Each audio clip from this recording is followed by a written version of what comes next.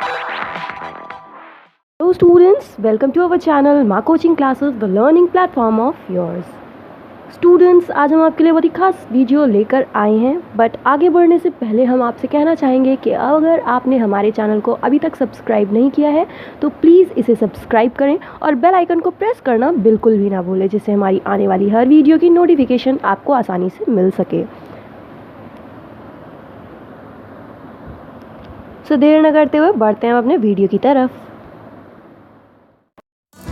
क्या आप कर रहे हैं यूपीएससी आईएएस की प्रिपरेशन, या टारगेट है आपका नेक्स्ट आईएएस एग्ज़ाम को क्रैक करने का, या फिर आप स्टार्ट करना चाहते हैं यूपीएससी की प्रिपरेशन, तो ये वीडियो खास तौर पर आपके लिए है। ये आपके लिए काफ़ी बेनिफिशियल और हेल्पफुल रहेगा। बात करने वाले हैं 16 mistakes to avoid during UPSC preparation, यानी वो 16 मिस्टेक्स जो आपको यूपीएससी प्रिपरेशन के दौरान नहीं करनी है। तो चलिए चलते हैं वीडियो की तरफ कि आपको वो 16 कौन सी मिस्टेक्स हैं जो नहीं करनी है। सो पहली मिस्टेक जो हमारी है वो है कि स्टूडेंट्स जो हैं वो यूपीएससी सिलेबस से स्टिक नहीं रहते हैं, not sticking to UPSC syllabus. तो जो स्टूडेंट्स हैं वो यूपीएससी के सिलेबस को इग्नोर कर जाते हैं। वो सिर्फ ये जान लेते हैं कि सिलेबस में कौन कौन से सब्जेक्ट्स हैं और कौन कौन सी बुक्स लेनी है, बट ये नहीं देखते हैं कि सिलेबस में कौन कौन से टॉपिक कवर किए गए हैं जो उनको आगे प्रिपेयर करने हैं, जो इस एग्ज़ाम में इम्पॉर्टेंट है। तो ये जो है ये आपका एक गाइडलाइन बन जाती है कि आपको किस तरीके से कौन कौन से टॉपिक्स को प्रिपेयर करना है। तो सबसे बड़ी गलती जो स्टूडेंट्स करते हैं वो यही होती है कि वो यूपीएससी सिलेबस को सीरियसली स्टिक नहीं करते हैं, कि जो कुछ मिला वो सब पढ़ने के चक्कर में रहते हैं।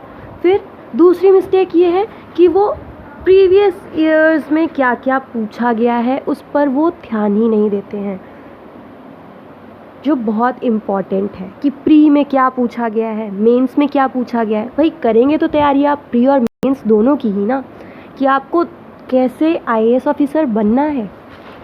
तो इसलिए आपके लिए ये भी तो ज़रूरी है कि प्री और मेंस में पिछले सालों में कौन कौन से क्वेश्चंस किस किस टाइप से पूछे गए हैं, ये ज़रूरी है आपके लिए। कौन सा सब्जेक्ट बहुत इम्पॉर्टेंट है, कि कौन सा टॉपिक सबसे ज़्यादा इम्पॉर्टेंट है, किस तरीके से क्वेश्चंस पूछे जाते हैं वो इम्पॉर्टेंट है। तो इसलिए आपको प्रीवियस ईयर्स के क्वेश्चन पेपर्स एक बार एनालाइज करना बहुत ज़रूरी है। फिर जो तीसरी मिस्टेक करते हैं स्टूडेंट्स वो ये करते हैं कि वो इम्प्रॉपर एनालिसिस करते हैं, कि किसी उसको एक प्रॉपर वे में नहीं लेते हैं कि सबसे पहले क्या करना है, यूपीएससी के बारे में जानना है, फिर उसके बाद में उसका सिलेबस जानना है, फिर उसके बारे में उसके बाद उसका सब्जेक्ट जानना है, उसके बाद में फिर हमें ये जानना है कि पिछले ईयर्स में कौन कौन से क्वेश्चंस पूछे गए हैं, किस टाइप से पूछे गए हैं, कौन सा टॉपिक इम्पॉर्टेंट है, कौन सा सब्जेक्ट ज़्यादा इम्पॉर्टेंट है, किस चीज़ को सबसे ज़्यादा फोकस रहकर पढ़ना है, कौन सी चीज़ें एकदम बाद में प्रिपेयर कर सकते हैं। तो ये सारी चीज़ें भी एनालाइज करना पड़ता है, जो स्टूडेंट्स नहीं करते हैं। वो बस उठाते हैं कि चलो ये इसमें आता है, ये बुक्स पढ़ी जाती हैं, इन बुक्स को हम रट लेते हैं तो हम आईएएस पास कर लेंगे, राइट। तो इस टाइप की गलतियां स्टूडेंट्स करते हैं। क्या करते हैं कि यूपीएससी का सिलेबस ध्यान नहीं देते हैं, जो आपको नहीं करना है। आपको यूपीएससी का सिलेबस अपने सामने, जब भी आप पढ़ाई कर रहे हो तो आपके सामने यूपीएससी का सिलेबस होना ज़रूरी है। फिर प्रीवियस ईयर्स के क्वेश्चन पेपर्स भी अगर कोशिश करें तो वो भी आप अपने पास ही रखें। कौन किस हिसाब से है आप उसको एक नोटिफाई कर लीजिए, कहीं पे नोट कर लीजिए उसे, कि कहाँ से कौन कौन से क्वेश्चंस ज़्यादा बनते हैं, किस टाइप से आते हैं। तो प्रीवियस ईयर के क्वेश्चंस पे ध्यान ना देना, प्रीवियस ईयर में क्या क्या पूछा गया है वो ध्यान ना देना, ये गलती करते हैं। सिलेबस पर ध्यान नहीं देते हैं, इम्प्रॉपर एनालिसिस करते हैं। फिर और जो गलती करते हैं वो सबसे बड़ी गलती ये करते हैं कि वो मॉक टेस्ट पर ध्यान नहीं देते हैं, राइट। तो मॉक टेस्ट पर ध्यान देना बहुत ज़रूरी है, कि ऐसा नहीं है आप सब कुछ मगअप कर लेते हैं तो आपको अगर आप मॉक टेस्ट नहीं देंगे तो आप जब पूछा जाएगा तो आप आराम से बता लेंगे। ये बहुत गलत है, क्योंकि अगर आप मॉक टेस्ट बराबर दे रहे हैं और एग्ज़ाम में कुछ ऐसा पूछ लिया है टेढ़ा मेढ़ा जो आपको मतलब लग रहा है कि आप नहीं कर पा रहे हैं, तो आप उस पर गेस वर्क कर सकते हैं, राइट। गेस वर्क ऐसे सिचुएशन में मॉक टेस्ट की ही वजह से गेस वर्क 100% सही होते हैं, अगर आपने बहुत सारे मॉक टेस्ट लगाए हों। मंथ में कम से कम 8 मॉक टेस्ट आपको लगाने चाहिए, ऐसा मेरा मानना है।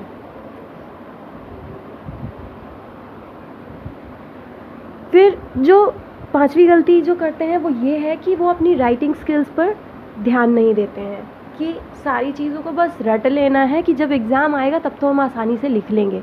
लेकिन ये बहुत बड़ी मिस्टेक है कि अगर आप चीज़ों को लिखकर प्रैक्टिस नहीं कर रहे हैं तो ये आपके लिए एक बहुत ही वीक पॉइंट हो जाएगा, क्योंकि जब आपके सामने मेंस का एग्ज़ाम आएगा उसमें डिस्क्रिप्टिव आपको लिखना पड़ेगा, तो काफ़ी ज़्यादा प्रॉब्लम आएगी आपको। अपनी राइटिंग स्किल्स उस टाइम पर आपकी इतनी अच्छी नहीं होंगी कि आप उन क्वेश्चंस को अपने पॉइंट ऑफ व्यू से, अपनी वोकैब से उसे कुछ इंटरेस्टिंग इतना एग्ज़ामिनर को दे पाएँ कि वो उसे चेक करे जब, तो उसको कुछ इंटरेस्टिंग वहाँ पे लगे कि हाँ बंदे में बात है। तो सबसे ज़्यादा इम्पॉर्टेंट हमारा ये है कि हमें राइटिंग स्किल्स पर भी काम करना है, सिर्फ रट्टू पोपट नहीं होना है। फिर हम बात की और क्या मिस्टेक्स हैं। 6ठी मिस्टेक ये है, 6th मिस्टेक वो ये है कि जो स्टूडेंट्स हैं वो स्टडी प्लान नहीं बनाते हैं। तो स्टडी प्लान बनाना बहुत ज़रूरी है, राइट। स्टडी प्लान ही आपको एक रास्ता आपका बन जाता है, एक स्ट्रैटेजी और स्टडी प्लान आपको एक रास्ता दिखा देता है कि आपको पहले इधर जाना है, फिर यहाँ जाना है, फिर अपने लक्ष्य पे पहुँच जाना है। तो सेम जो प्रोसेस है ये स्टडी प्लान भी करता है कि आपको सबसे पहले ये टॉपिक कवर करना है, फिर थोड़ा और टॉपिक कवर करना है, फिर उससे और टॉपिक कवर करना है। तो इस तरीके से आप अपने पूरे टॉपिक को कवर करके आप अपने एग्ज़ाम की प्रिपरेशन में काफ़ी ज़्यादा अच्छे से परफॉर्म कर सकते हैं। तो सबसे ज़्यादा इम्पॉर्टेंट जो रोल प्ले करता है वो आपका स्टडी प्लान ही प्ले करता है। तो इसलिए जो स्टूडेंट गलती करते हैं कि वो स्टडी प्लान नहीं बनाते हैं, तो ये गलती आप बिल्कुल ना करें।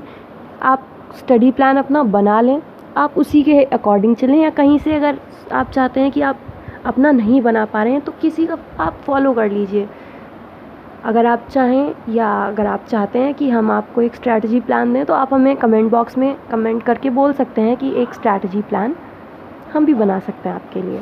तो जो नेक्स्ट मिस्टेक है वो ये है कि स्टूडेंट्स जो हैं वो टाइम मैनेजमेंट पर ध्यान नहीं देते हैं, जो बहुत ज़्यादा इम्पॉर्टेंट है कि इतने टाइम में ये चीज़ कवर करनी है तो इसे कवर करना ही करना है। तो इतने टाइम में हमको इतना आंसर राइटिंग करनी है तो इतनी करनी ही करनी है, और इतने पार्ट को डिवाइड करके हम इसको तैयार करेंगे। ज़रूरी नहीं है कि आप लग कर बैठ रहे हैं उसके बाद में वो चीज़ आपके ब्रेन में जा ही नहीं रही है, आपको याद ही हो ही नहीं रही है। तो इससे अच्छा ये है कि आप छोटे छोटे टाइम शेड्यूल्स बना लें, उस पर आप काम करें तो ज़्यादा बेटर रहेगा। तो आपको क्या टाइम मैनेजमेंट करके चलना है। जो ये गलती लोग करते हैं आप वो गलती ना करें। फिर हम बात करेंगे 8th मिस्टेक जो करते हैं वो NCERTs को इग्नोर कर देते हैं। इसको सोचते हैं कि ये बच्चों का काम है, NCERT ये बच्चे पढ़ते हैं, हम क्यों पढ़ें NCERT। तो ये बहुत ज़्यादा इम्पॉर्टेंट रोल प्ले करती हैं कि स्टैंडर्ड बुक्स को पढ़ने से पहले अगर आप NCERTs कवर कर लेते हैं, उन्हें अच्छे से पढ़ लेते हैं, तो आई एम श्योर कि ये जो स्टैंडर्ड बुक्स हैं ये आपको काफ़ी ईज़िली और जल्दी याद हो जाएंगी और ज़्यादा लंबे टाइम तक आप उन्हें अपने माइंड में स्टोर कर पाएंगे। और जब आप एग्ज़ाम देने जाएंगे तो आपको लगेगा कि यार अच्छा किया जो हमने NCERT को अच्छे से पढ़ लिया, क्योंकि अपने बेस को मजबूत करना ज़्यादा ज़रूरी है। यानी कि जो कहते नहीं हैं, एक बिल्डिंग बनाने से पहले स्ट्रक्चर उसका जो है उसे हमें स्ट्रॉन्ग करना पड़ता है, उसके बाद हम उस बिल्डिंग को बनाना स्टार्ट करते हैं। तो एनसीईआरटी भी बिल्कुल वैसा ही रोल प्ले करती है। ये एक बेस बना देती है स्टूडेंट का कि आपको इसी के अकॉर्डिंग अपनी स्टैंडर्ड बुक्स को प्रिपेयर करना है। स्टैंडर्ड बुक्स आपको एक स्टैंडर्ड उस टॉपिक की एक स्टैंडर्ड नॉलेज दे देंगी आपको इस लेवल की कि आप उसको एक ऑफिसर के लेवल से आप उसे सोच पाएँ।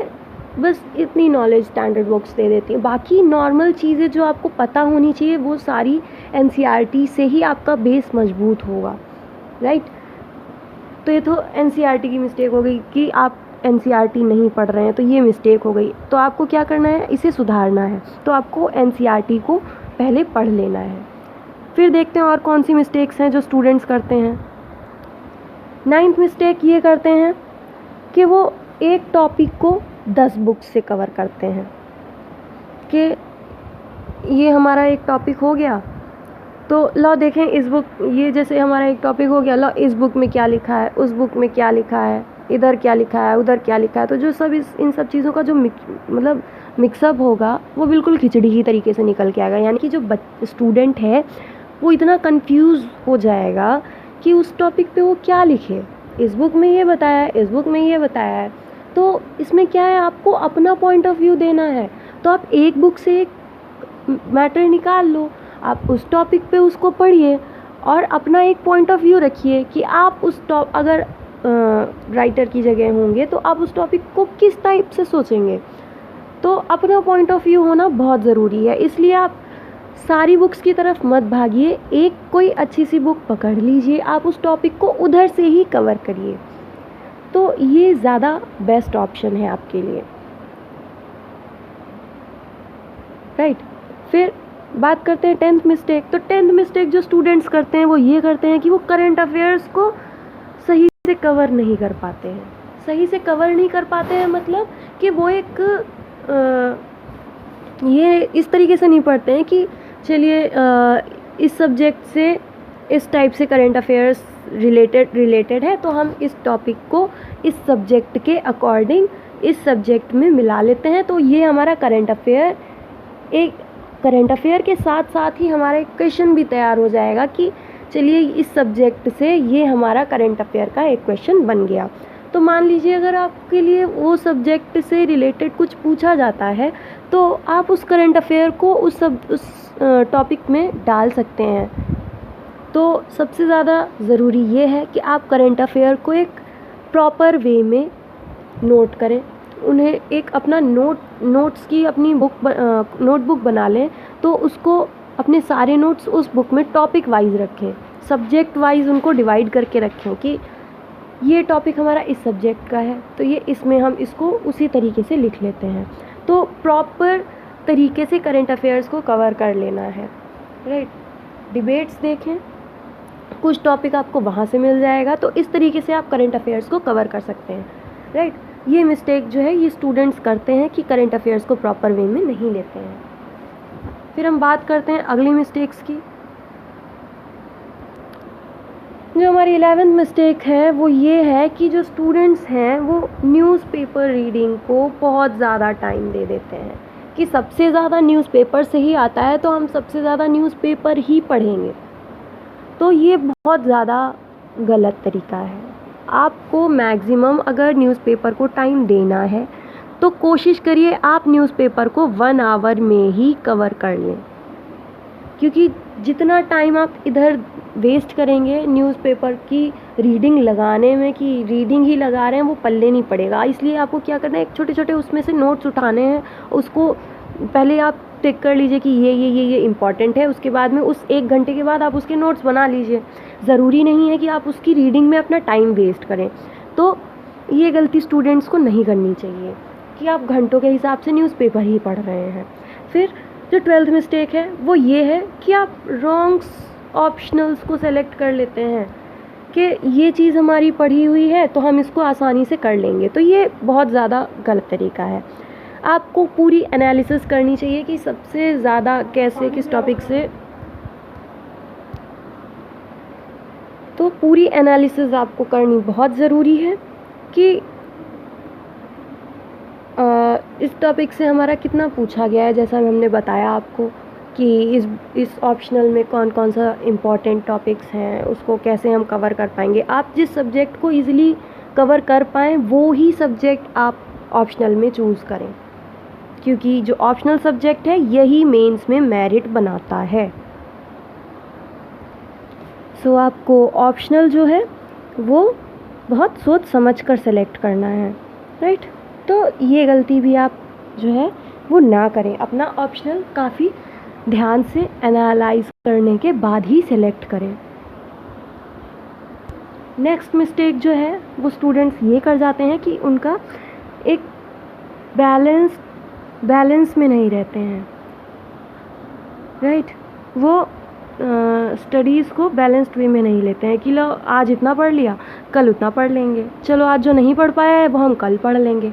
फिर वो कल करके उस एग्ज़ाम को इधर उधर टाइम में कि लाओ इस टाइम पढ़ लेंगे फिर उस टाइम पढ़ लेंगे। तो ये भी बहुत बड़ी गलती है कि आपको बैलेंस रखना है। आपको ऐसा नहीं करना है कि आप बैलेंस्ड में नहीं हैं, चीज़ों को बैलेंस्ड रखिए कि इतने टाइम में हमको ये करना है तो इतने टाइम में हमको ये करना है। चीज़ों को एक बैलेंस्ड वे में रखें। चीज़ें एकदम ये होना चाहिए कि इतना टाइम हम सो रहे हैं तो इतना टाइम हम पढ़ेंगे, या इतना टाइम पढ़ रहे हैं तो इतना टाइम हम सोएंगे, या फिर छोटे छोटे एक टाइम शेड्यूल्स के हिसाब से कि इस टाइम में इतना करते हैं फिर इस टाइम में इतना करते हैं, तो इधर इतना ये हो जाएगा फिर आगे हमारा इतना कवर हो जाएगा। तो ये हो गया। फिर हम बात करते हैं कि अगला मिस्टेक जो स्टूडेंट कर जाते हैं वो ये करते हैं कि वो रिवीजन नहीं करते हैं, रिवीजन को इग्नोर कर देते हैं कि हम सब रट्टू पोपट कर लिए हैं और आगे चल के हम इस एग्ज़ाम को, जब एग्ज़ाम का पेपर आएगा तो हम सब आसानी से कर लेंगे। तो वो रिवीजन ही नहीं करते हैं, जो बहुत बड़ी मिस्टेक होती है। तो आपको क्या करना है, आपको रिवीजन बराबर करना है। मंथ में 3 से 4 रिवीजन आपको अपने पूरे सिलेबस के ख़त्म करने हैं। अगर आपका सारा तैयारी हो गई है तो आपको मंथ में कम से कम 4 रिवीजन आपको उस सब्जेक्ट अपने हर सब्जेक्ट के रिवीजन्स मारने बहुत ज़रूरी हैं। फिर जो अगली मिस्टेक है वो ये कि स्टूडेंट्स जो हैं वो कॉन्फिडेंस लूज़ कर जाते हैं। तो ये बहुत ज़्यादा दिक्कत कर जाता है आगे चल के स्टूडेंट्स को कि नर्वस हो जाना, आंसर्स भूल जाना, मतलब वो नेगेटिव चीज़ों को इतना ज़्यादा अपने माइंड में बिठा लेते हैं कि एग्ज़ाम पर फोकस ही नहीं कर पाते हैं। वो अपना कॉन्फिडेंस लूज़ कर जाते हैं कि यार हमने ऐसे तैयारी की है, हमसे ज़्यादा तो उसने की है, वो आसानी से निकाल ले जाएगा। तो ये गलती कर जाते हैं कि वो अपना कॉन्फिडेंस लूज़ कर जाते हैं। आपने तैयारी की है, अच्छे से की है, तो आप उसे कर लेंगे। लोगों की बातों को एक कान से सुने, दूसरे कान से निकाल दें, ये आपका बेस्ट ऑप्शन है, राइट। तो अपने कॉन्फिडेंस को बना रहने दें, सेल्फ मोटिवेटेड रहें, जो ज़्यादा इम्पॉर्टेंट है, राइट। नेक्स्ट मिस्टेक जो है, नेक्स्ट एंड लास्ट मिस्टेक वो ये करते हैं कि वो not pacing the preparation properly. वो अपनी प्रिपरेशन को एक फ़्लो में नहीं करते हैं कि प्रिपरेशन को फ़्लो में रखना है। एक फ़्लो में जब प्रिपरेशन आप करेंगे तो आप सारी चीज़ों को अच्छे से कवर कर पाएंगे कि इसको अगर इतना हम अभी कर ले रहे हैं, छोटे छोटे स्टेप्स में इन चीज़ों को हम प्रॉपर वे में करते जाएंगे। जब एक फ़्लो में रहेगा तो ये देखिए इस तरीके से जब चलेगा तो आप अपने गोल पे आसानी से पहुंच पाएंगे। और अगर आप ऐसे करके फिर मोटिवेटेड डिमोटिवेटेड या इस तरीके से अगर आप करेंगे तो गोल तक पहुंचने में बहुत लंबा टाइम लग जाएगा। इसलिए प्रिपरेशन को एक प्रॉपर वे में, एक फ़्लो में होना बहुत ज़रूरी है, राइट। तो ये थी कुछ 16 मिस्टेक्स। आगे भी हम आपके लिए कुछ इम्पॉर्टेंट वीडियोस ऐसे ही लेकर आएंगे, तो आप बने रहें हमारे चैनल के साथ। आज के वीडियो में इतना ही, मिलेंगे नेक्स्ट वीडियो में। Till then bye bye, take care, thank you for watching.